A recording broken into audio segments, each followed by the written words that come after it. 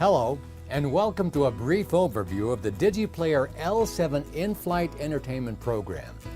Recognizing that you are central to the success of this program, we're committed to providing you with resources and information that will help you in your responsibilities. During this brief video, we'll review the operation, handling, and basic troubleshooting for the DigiPlayer.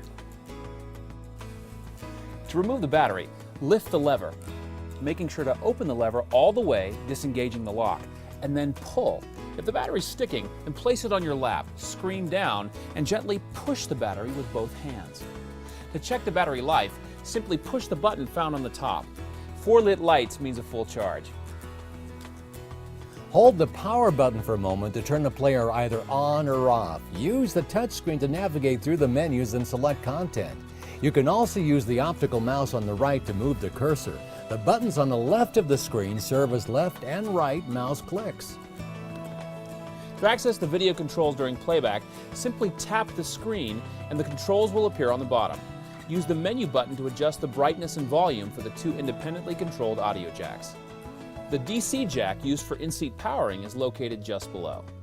To use the credit card swipe, place the card in the slot at the top of the player with the mag stripe facing the back, and then quickly swipe to the right.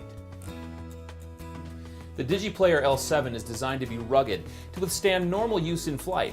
Handling the player with care, though, will ensure its long life. For example, pressing your fingers against the screen can cause irreparable damage. Always securely transport and stack the players to ensure that they don't drop or fall.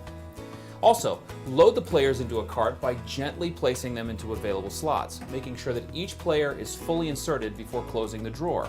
You'll find that taking a moment to carefully insert them is less time-consuming than having to reinsert them due to quickly pushing them in. To clean the touchscreen, spray an approved cleaner on a cloth and then wipe the screen. Or you can use an approved cleaning wipe such as Sanacon wipes. To charge the batteries, simply dock each one individually into the provided battery charger and then turn the charger on. Over time, batteries lose their ability to hold a charge, so some player failures are actually battery failures. If you suspect this is the case, please mark the battery with an in-op tag. If the player is not operating normally, then reseat the battery and turn the player on. If it still does not work as expected, then tag the player with an in-op tag and give the passenger a replacement. The in-op tag is how we know what needs to be fixed on a player. We also log the number of times that a specific problem occurs so that we can make improvements. Therefore, it's very important that you fill out an in-op tag with accurate information. Our goal is to make the in-op tag quick and easy for you to use. If you have suggestions for changes, please let us know by emailing mnthomas@digicore.com. Before updating content, DigiCore will send a pre-configured software package to the server. So to update the players, you simply need to turn each drawer to on. To dock a player in the content update station, gently push it into an open slot with the screen facing forward until the 2 blue lights turn on. If a player does not connect, gently rock it from side to side. You should never push down on a player very hard. Make sure to only have 1 drawer out at a time, as multiple extended drawers may cause the station to tip. Once connected, the player will automatically receive content from the server. During the update process, each player will indicate its status by its background color. For example, a black background means everything's working. A green background means that the update is complete. A red background means that the update has failed. After all the content is loaded, hold the power button for 3 seconds. The left light will then turn off and the screen will go black, indicating that the player is no longer on and then can be disconnected by gently pulling it out. Make sure to never put pressure on the screen when docking or removing. You can gather some basic information about an update by referring to the computer monitor. The progress bar shows the status of a file currently being transferred and does not represent the overall progress of the content load. The current player's loading indicates how many players are currently receiving content.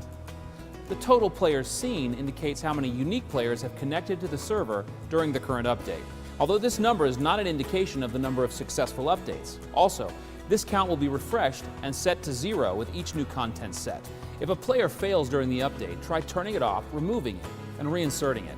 If the player fails again, please contact a DigiCore representative. Most likely, we'll need to reinstall the software on the device using Pixie. Similar to a normal update, we'll send the server a special Pixie packet of software that will be pre-configured. You'll simply need to turn the Pixie on by flipping the switch and then docking the player. The player will automatically connect and receive the Pixie packet. Once the Pixie update is complete, make sure to turn the Pixie switch to off. And last, always refer to the operator's manual for the most current information and instructions. If any concerns or questions arise while in flight, please contact your in-flight base manager. As we said at the beginning, we are dedicated to being responsive and providing prompt feedback and fixes when necessary. Our team is agile and willing to make necessary changes, though we need your feedback with as much information as possible in order to identify and resolve issues. From everyone at DigiCorps, thank you for the hard work and effort you put into making the DigiPlayer program successful. Thank you. Happy flying.